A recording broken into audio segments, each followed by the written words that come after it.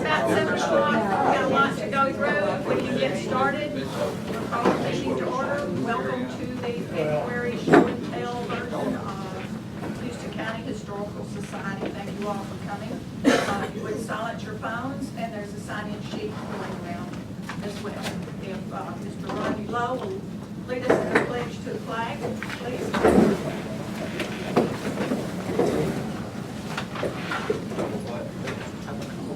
I pledge allegiance to the flag of the United States of America and to the republic for which it stands, one nation, under God, indivisible, with liberty and justice for all.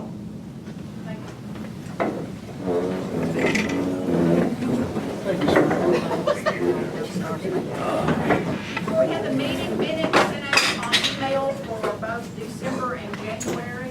Are there any questions, corrections, discussion?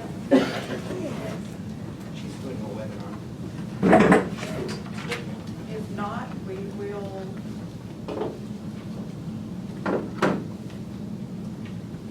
You want to? I make a motion for it. Yes.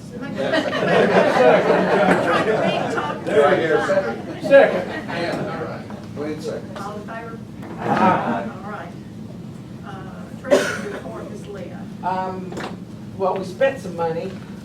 We wrote a check to the church for $150. The Christmas ham cost us $104, and we had some postage and an eBay purchase by Melissa. So we have $1,538.65 in the bank. But it's dues time, so I don't know if you're going to talk about that. Yeah, you can. It's talk, pay your dues. I know a few of you have done that. For those of you who are not lifetime members, if you're not sure, I have a list of the lifetime members. As always, it's $10 a year or $50 for life. Per household. Per household. Per household. Okay, that would be our old business. Our new business is we still have monthly meeting openings. As you know, that next month we will be supporting the Irish shenanigans and things they have going on. So it will be April before we will begin. Randall, before we get to, okay, Randall has something to talk to If us everybody about. remembers, last month when Joey was here, he talked about us applying for a grant for Parks and Recreation. As part of the application, they want papers filled out, just put it that way. I'm gonna pass around forms, if you'll take just a couple seconds to fill them out. They're real easy, there's yes and no's. I've got some pens over here if you need a pen to fill it out. You have to have a password. George Johnson. But anyway, if you have it, we sure appreciate it.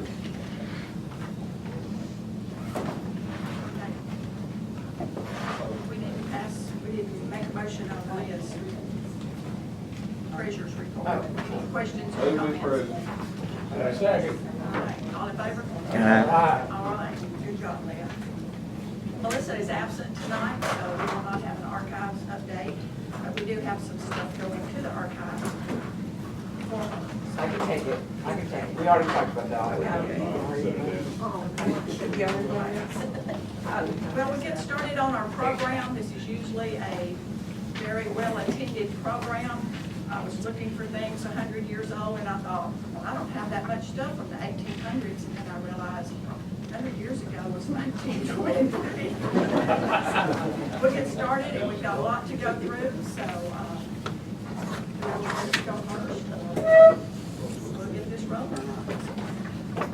Booker, you got it? And some of this stuff is so fragile, you might just want to keep it on the table instead of passing it around.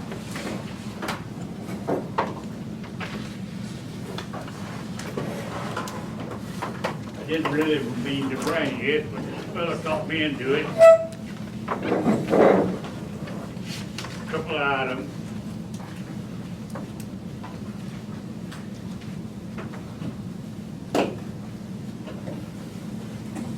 This is a replica of a fish made out of a bull horn. It comes from Juarez, Mexico. 19 and 16. Now, what it was used for, I don't know, but it's got some signatures on the bottom here, and I don't understand, I can't read the Mexican, but anyhow, this thing here, and then I've got one other thing.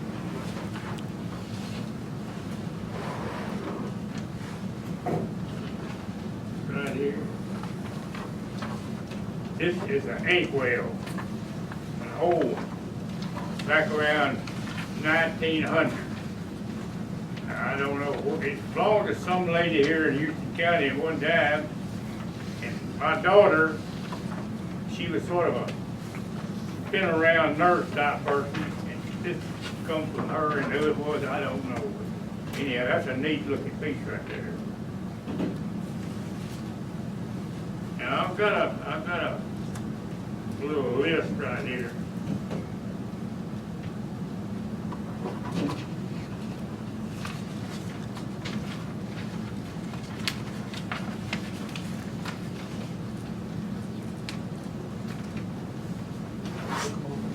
That right there on the bottom, that little note right there means remember me. But it's wrote in Mexican. And this inkwell is around 1900, made out of citric crystal. And this comes from England. Let's see if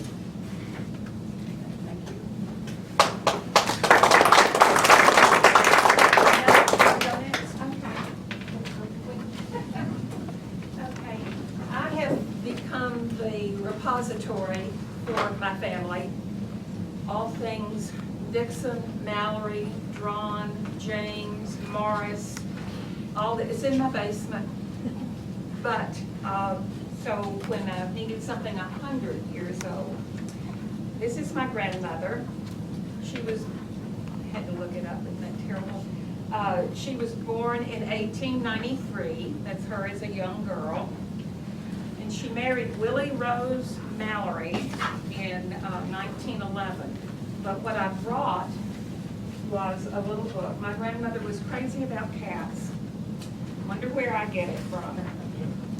And this book is called Cats and Dogs, and it's got her name in the front, but the publishing or the copyright date is predates her.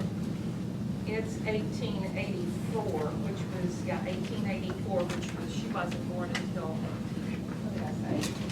I remember 93, so before she was born. So I'm not sure whose it, but it was hers because it has her name in the front, and it's a cute little book.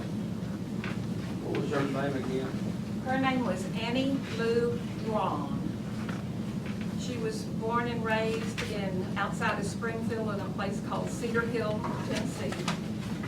When she married my grandfather in 1911, my dad was the firstborn, and then there were 3 daughters that were born. And when the youngest daughter was 13, my grandfather passed away with tuberculosis. And she sold out the family home in Cedar Hill, moved to Nashville with her daughters, and opened up a boarding house on what is now Music Row. And the last time my cousin was in town, we went and found the boarding house. It's still there. And it's still a rooming house, which we thought was very interesting. But the other thing I brought was just a more updated. This is my grandmother with 4 of her grandchildren. She had 8. There's the 4 of us, and I'm the one who's sitting down here.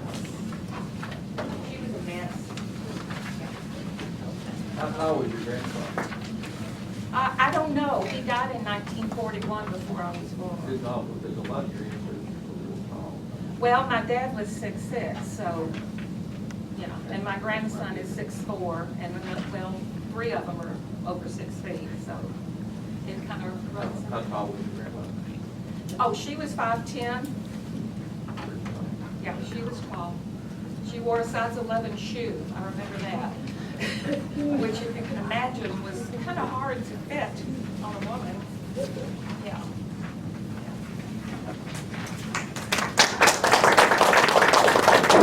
Diane, do you have? I didn't bring Do you it. bring it up? David, you want to go? If you want to just volunteer when one gets finished, or I'll call on you, or don't be bashful. three pieces are from my wife's side of the family. I don't have anything from my side of the family that I can find. It went 15 different ways, but anyway, I thought this was pretty interesting. This was her grandfather's. He was born in 1905. This is, if you look at this, this is a teddy bear, a little boy's teddy bear, and it's handmade. And if you noticed, it's got wire that goes through it with little, I don't know what you would call these, right here on the end that holds it, but the arms will move.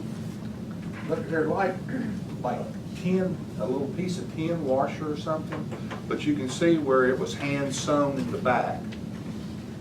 And with the ears, you know, the ears still work and everything, but I thought that was, you know, pretty interesting piece, that, you know, people used to make their own toys, you know. I mean, there wasn't Sears and Roebuck catalog that you could go to, or Walmart.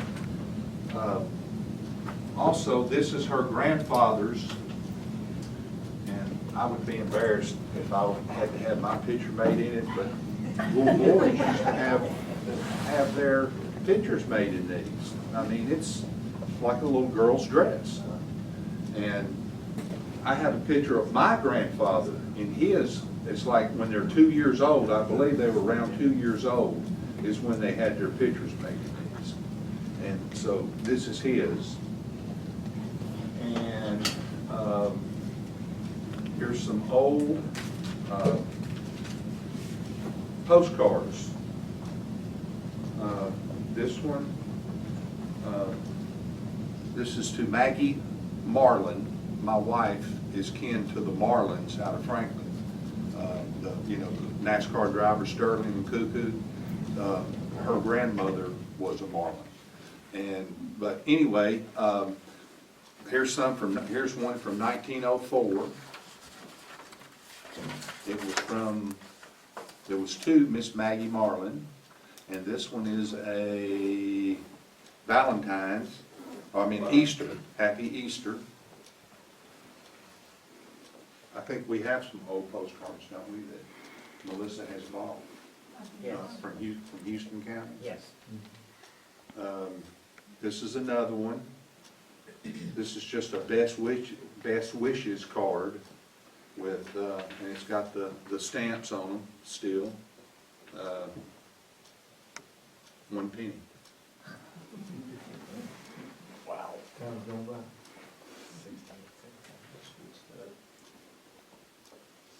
Okay, that's all I have. Greg? You wanna go next? We're going that way.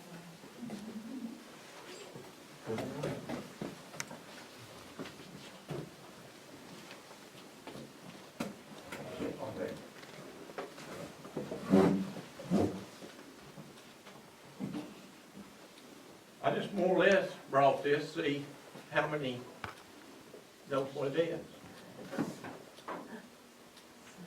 Anyone? Dan, did you say it was a harpoon? Hay needle. Hay needle. Okay. One of our historians, I believe, said this was a hay needle. Is that correct? Is that correct? What it looks like to be. Well, I guess you've all heard terms looking for it's like trying to find a needle in a haystack. Here's your needle. What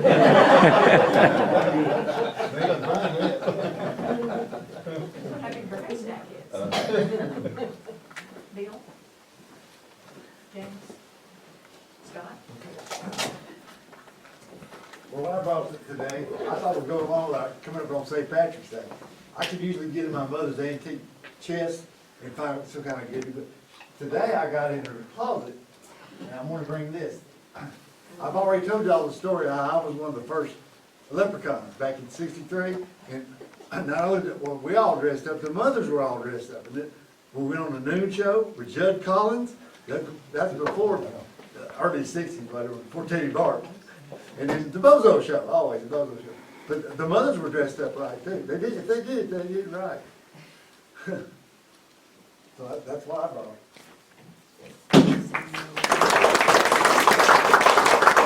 Honk Bobo's nose. Do what? Honk Bobo's nose. Better leave him alone. I was kinda scared of him. Honk Bobo's nose. Oh, God. I brought a picture of the Lewis Home Place on 49, 18. This is probably 1870s. This is where Raymond Lewis built his house, but this was, actually, it was the Bruton Home Place. And when Miss Liddy married, she took care of her parents, so then it was given to her, and she married D.L. Lewis, and it became the Lewis Home Place. If you know Gloria and, Carlene,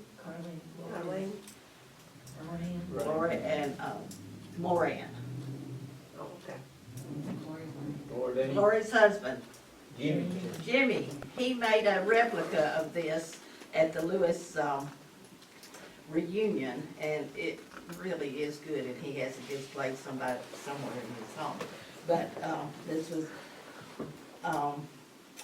Lindsay Oliver Breeden, and he was a Civil War, Confederate, and he was wounded and crippled up the rest of his life. And then he married, Evelyn Alley, and he had Robert from a previous marriage, but then he had Liddy and Alfred with her.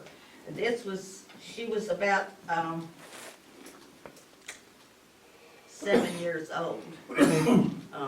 Aunt Dixie told me what the dog's name was and what she called her dog, but I didn't find the paper that I had that wrote down. But, so this would be my husband's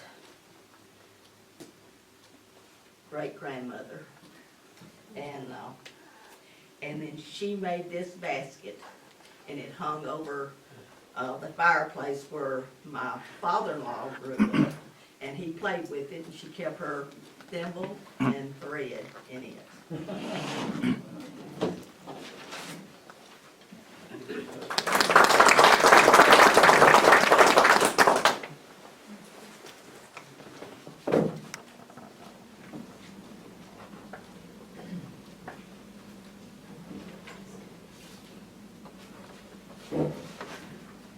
This is Myrtle Bateman's biscuit board. She made all her biscuits, and anytime Dawn said sugar cookies and anything that she was going to bake. And Brenda was telling me that her grandmother had something similar that came out of a cabinet. I have it. And so we don't know whether this came out of the cabinet or not, but anyway, this was her biscuit board. Dawn said you had a lot of good cookies made on this. And this is her picture with her meals.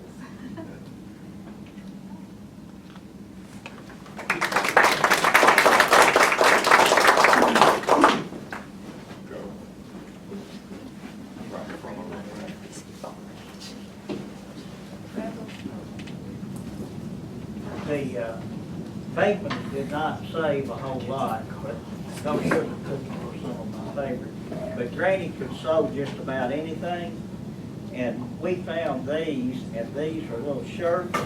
There's one shirt that we've got, and then we've got 3 sets of the little shorts, and they were Daddy's, and they George's, and everything with it. And we've got a couple of pictures here where they've got, like, one of them, Daddy, you can sort of see where he's wearing those shorts in that. And like I said, Granny could sew anything. One funny thing that Daddy told me, they didn't have any sisters. They were all boys. So in the wintertime, when she got ready to make quilts, Daddy and Abe George had to go in there and sew quilts in there in the hall and help her out on that. But that's what we got, and I'll leave the pictures up here where you can see those.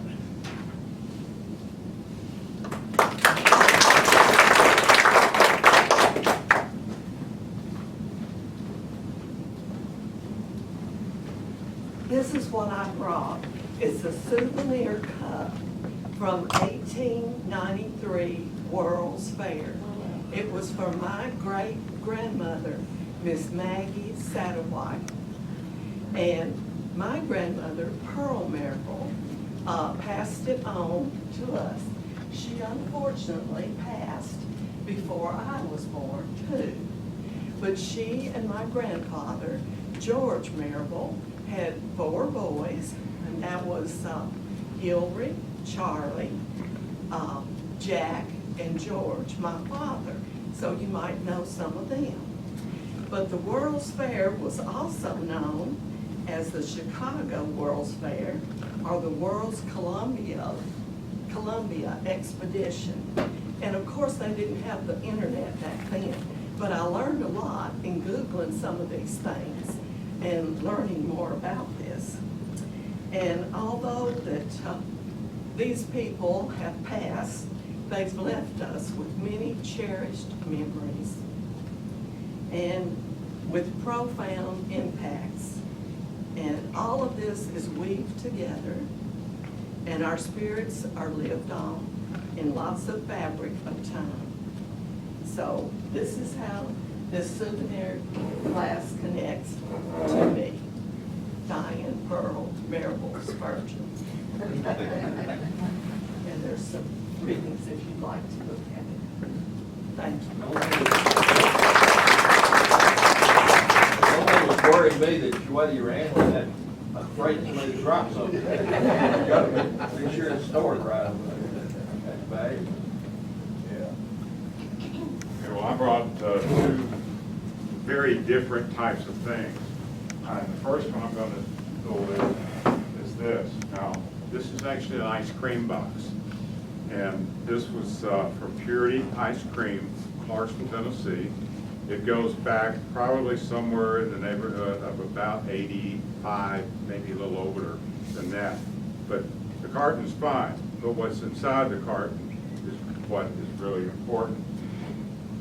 My grandfather and all of the boys, Martin, James, my Uncle Lester, etc., and Anna Brown, they loved to play games. So what they did is that they had their own collection. These are a collection of marbles that they played with out there. And some of them, like in these, actually go back, and I believe that this, I think I'm correct, this was actually a marble that my grandfather played with as a child. So that goes back to about 1874 at that point. I've got more in here. Of course, we're aware there's some glass marbles in here, and there's also some smaller ones that were made that they found, and you can see the chips and the dips that they did. I'll leave these up here and let you look at them as you go by. Now, the next thing is not 100 years old.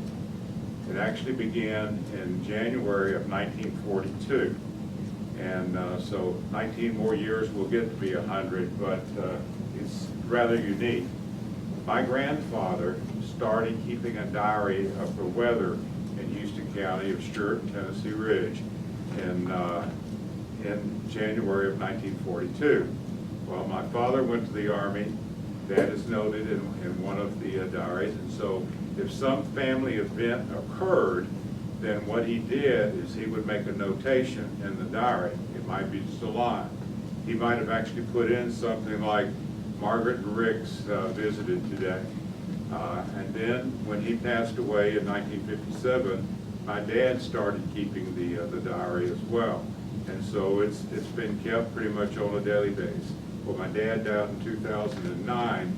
I have tried to keep it up from there, so it came up till about 2 hours ago when I sat down and recorded. We had snow and rain yesterday, kind of an odd day. But if you're interested, you'll be careful. The weather from January the 1st, 1942, up and through the 13th of February, 2023. It's all right there. If you want to look at the specific date when you were born, good luck. My grandfather's handwriting is not that perfect.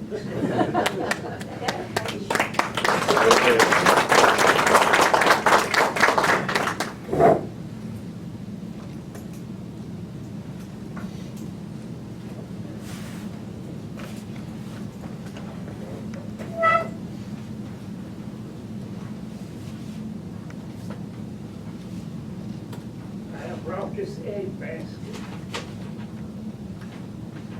The first one that had, I don't know how many years she had it, was Sarah Jarman Coon.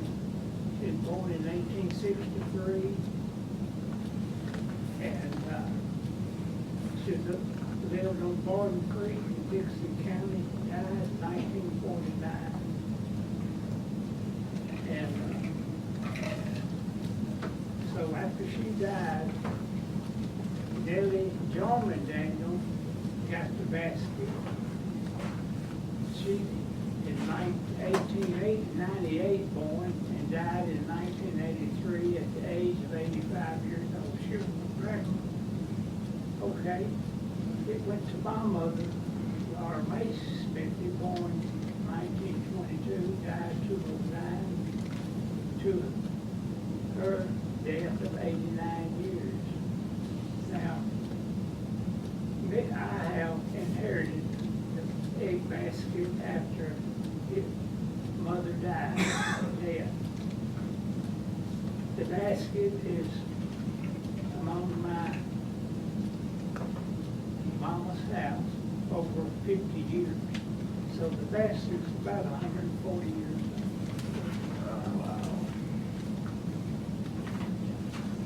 It's up for bid.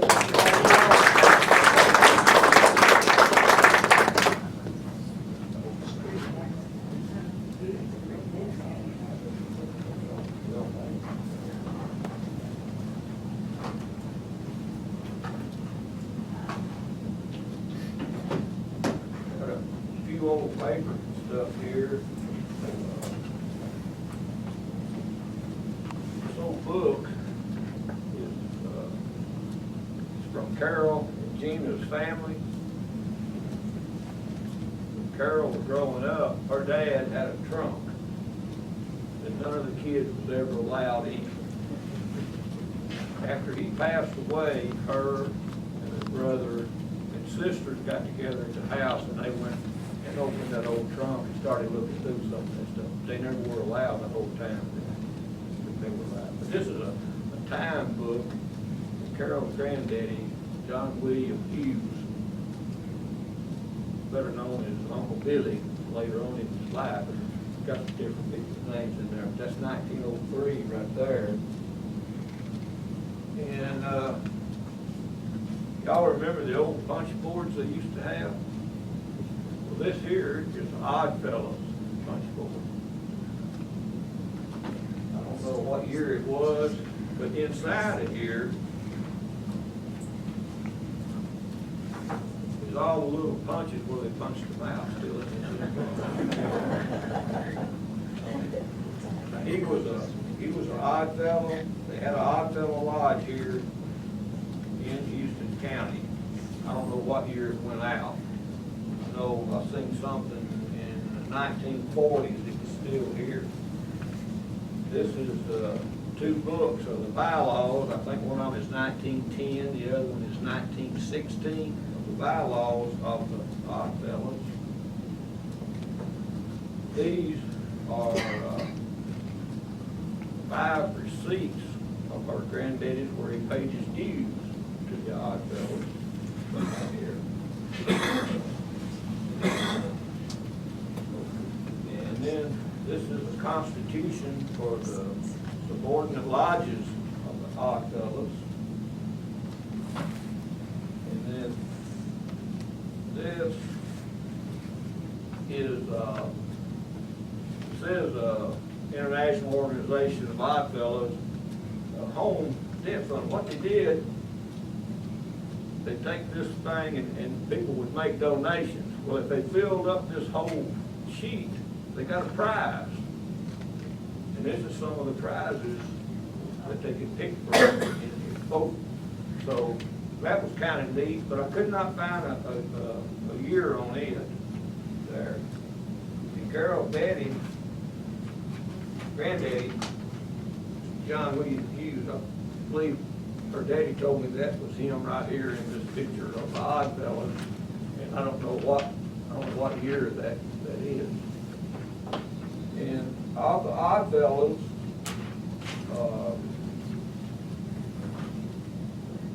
y'all all aware of that? Seen the 3 links of chains? And in that 3 links of chains, a lot of times you'll see FLT. Well, that stands for friendship, love, and truth.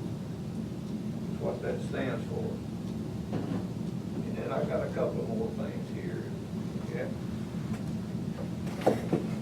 This is Houston County, where he paid his poll tax in July the 1st, 1916, of $2.33. John Lee Houston.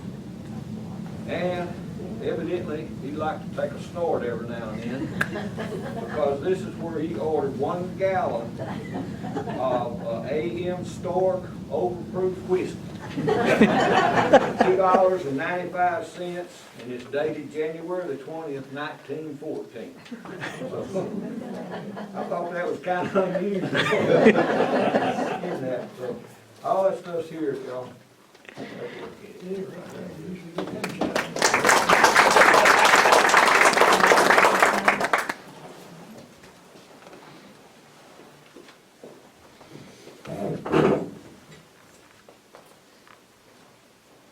For those of you that don't know me, my name is Gina McMillan, and this is a milk pitcher that's been handed down in my mother's family. I'm the 8th generation to receive it. And before my grandmother passed away, she wrote down a little history here. So I'll just read it for you real quick. It says in 1889, my mother was born to, her name was Nancy Elizabeth. I think I started on the wrong. Yes, I did. I'm sorry. Let me start over here again. In 1889, the Hatcher family is an offspring of the Indian tribe of Cherokee, once known as Hatchie. An Indian boy acquired this water pitcher and gave it to his mother. When he married, she gave the picture back to him and had a daughter in due time. She married a man by the name of Curtis. John, I believe, was his given name. Their daughter, named Josephine Curtis, who was my grandmother, married Thomas Newton Smith, my grandfather. In 1889, my mother was born to them. Her name was Nancy Elizabeth Smith. When she married, she inherited the picture, as it was tradition for it to go to the oldest girl. My mother married Charlie B. Robertson. I'm the 4th child, born in 1916 to them, as my oldest sister died of TB in 1928. The next 2 were boys, so the picture came to me, Pearl Finch. Then my oldest daughter, Janelle Hughes, I don't know if you all know my mother, the picture was passed down to her. And now my granddaughter, Gina McMillan, owns the picture, and she has 2 boys. I guess she thought that was important for us to know I had 2 boys and no girl to pass this to. She was age 72 when she did this, and she signed it Pearl Finch.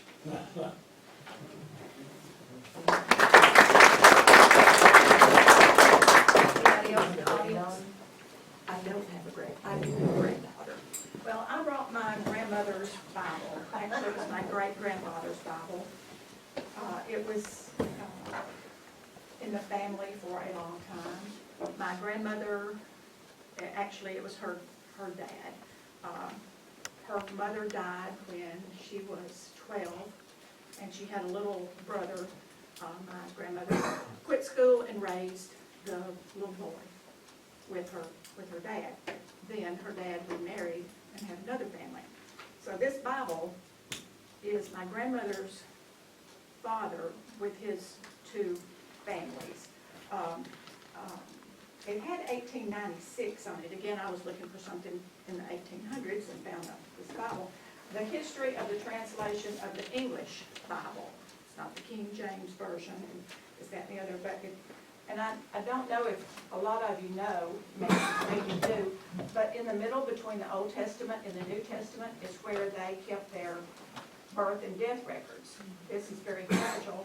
And there's other stuff in there I didn't know. I do have this copy It's put together with tape, but it's got some old pictures.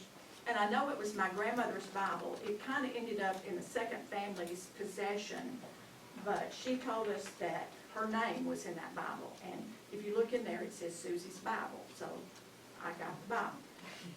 And I'll pass it on, but What was her last name? she was a baker, but her mother was a Hill. Her mother was a Hill and married a Hill, so there comes the problem in doing that genealogy. But they were on Bear Creek in Dixon County, so they weren't that far away from where I lived. So, Clint, are you ready for your program?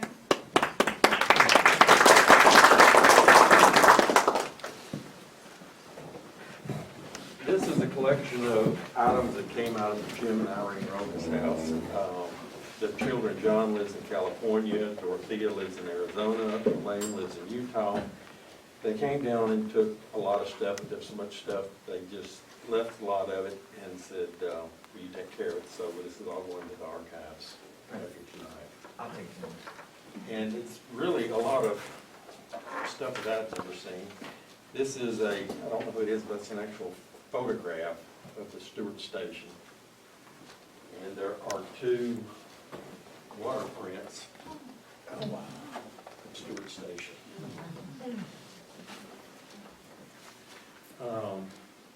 Clint, the Stewart Station was the railroad that, narrow railroad, gauge railroad that went from there to Bear Springs.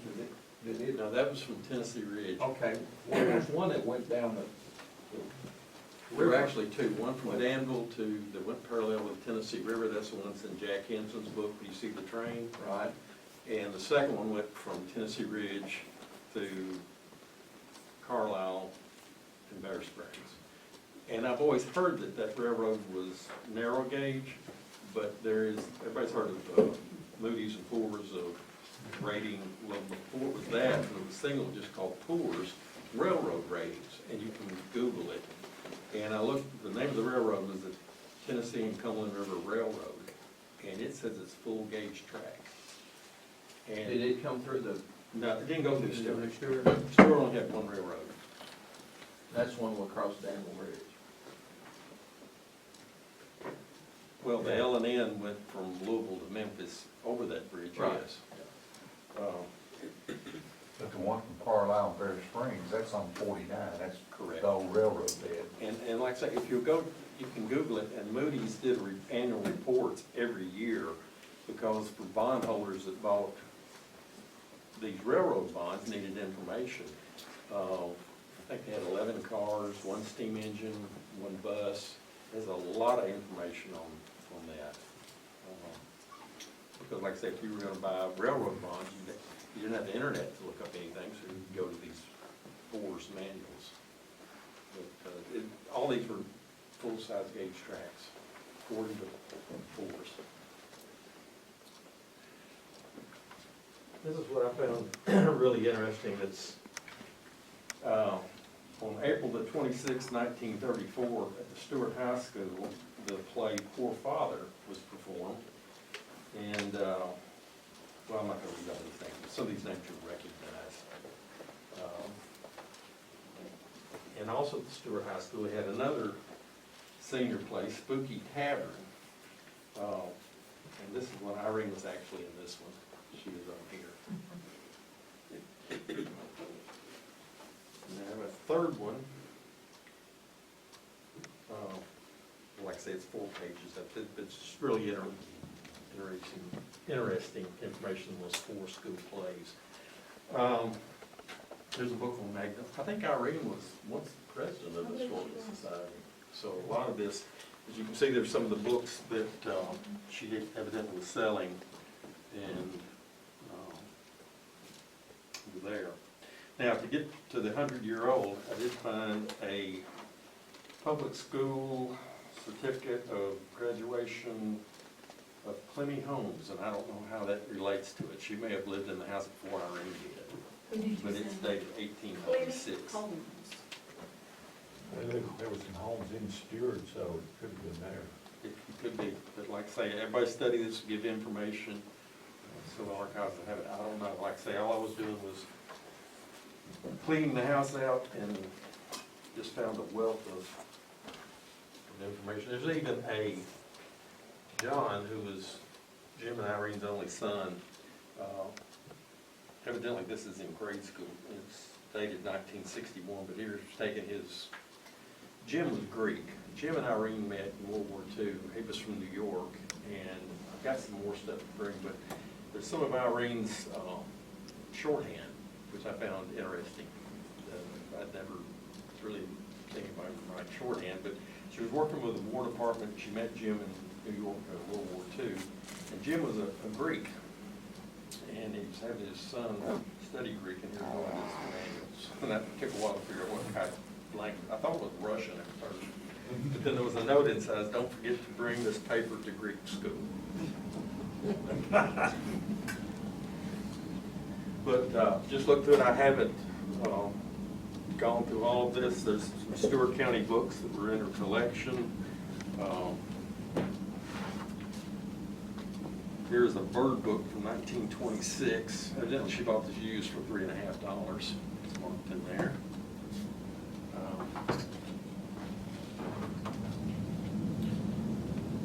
Okay, didn't she was related to the Richardsons? Yes, the So here's Dixon County Richardson family Richardsons, yes. book. It's just a wealth of information. This is not all of it. This belongs in the archives. So you have books on the Ethelred, is that how you pronounce it? Ethelred? Descendants. It is not indexed, but there's a wealth of information in there. So you've got Boone's, you've got Richardson's. This is another Richardson book. Well, that was the one I was talking about, Richardson.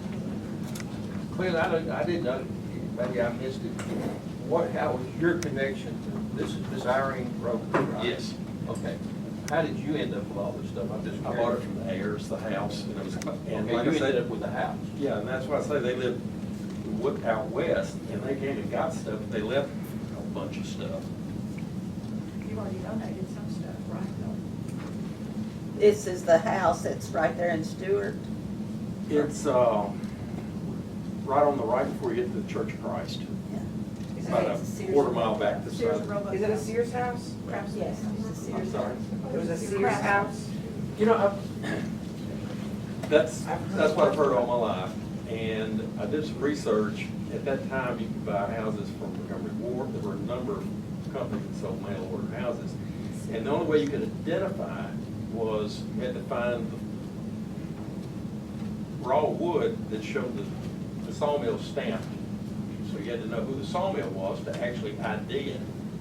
Because I've got old Sears and Roebuck catalogs looking for plans for that house, and I haven't found it, but they had, gosh, so many of them that it's next to impossible. When we did the remodel on the house, there's a lot of sawmill lumber in it. Now, that's probably because it was remodeled over the years. But yes, it was, that's what I've always heard, it was a Sears, that the train stopped, they unload the materials, and the train took, Irene actually told me that years ago. And it was right beside the railroad, so it Yeah. would be an easy Yeah, off and it's on. not, someone said because the corners were all square. If you were doing, were the corners all square? That was one of the things that somebody told me that identified it as a Sears house. It was really, we didn't get I don't into know. the exterior walls, that's just,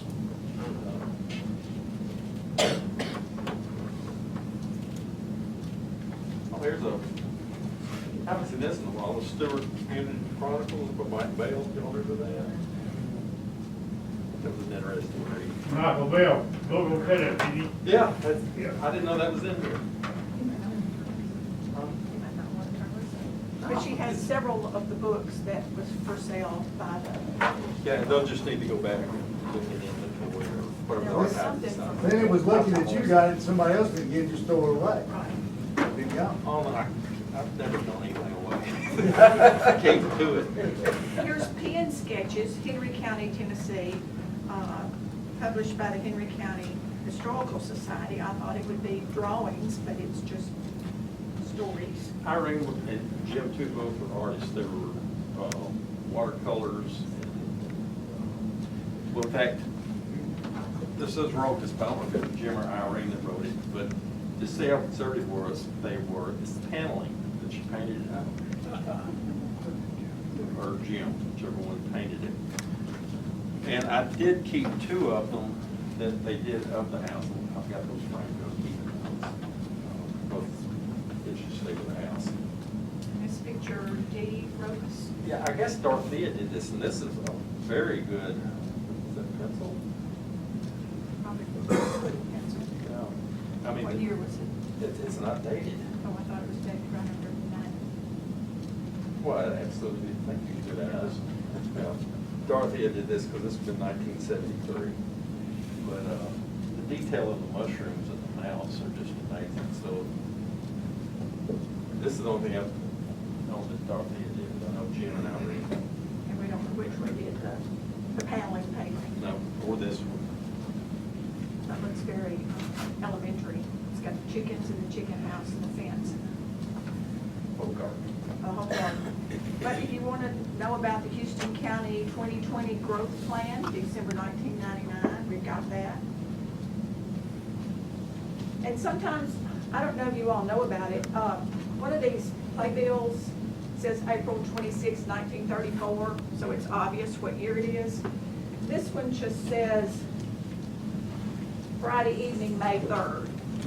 It's got about the same people in it, but you can look on a perpetual calendar and tell what year around 1934 this bill was,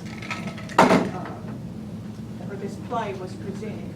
By knowing it was Friday and it was May 3rd, you can look on a perpetual calendar and tell what year that was. There's the minutes from the 2012 Historical Society minute meetings. You want to 12-year-old minutes. Wait a minute, some more stuff to come with it. The rest. Yeah, we could do a whole program on that.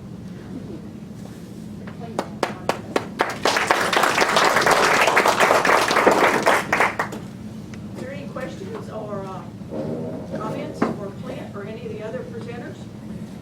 I wanted to make one historical note, and it doesn't quite pass the 100-year rule, but not by much. Oh, that's okay. We'll give it to you. My aunt was buried this week. Her name was Lorraine Alston Moss. And she was 99. She's the only person I knew that managed to come to one of these show and tell things and managed to get her feelings hurt. And your family did. I remember that. So that's very historical. Yes, I recall. But she's in the ground now at Gulfstream Cemetery. Well, so it's the. She was 99, almost 100. So it's the problem, man. It's also Very upset with Rob and the story that he told. But I think it was substantiated that it was a true story. It was Yes. a true story. Yeah. And I lost a lot of ground with her when I told her that I thought it was a true story. Is there anything else? So y'all look around. Remember, some of these things are very fragile, and we hope you enjoy it, and we will adjourn the meeting, and you can look at this if you'd like, and we'll let you know about the next meeting. Aunt Lorraine would like, she'd probably like the fact that I brought her name. Well, that's good.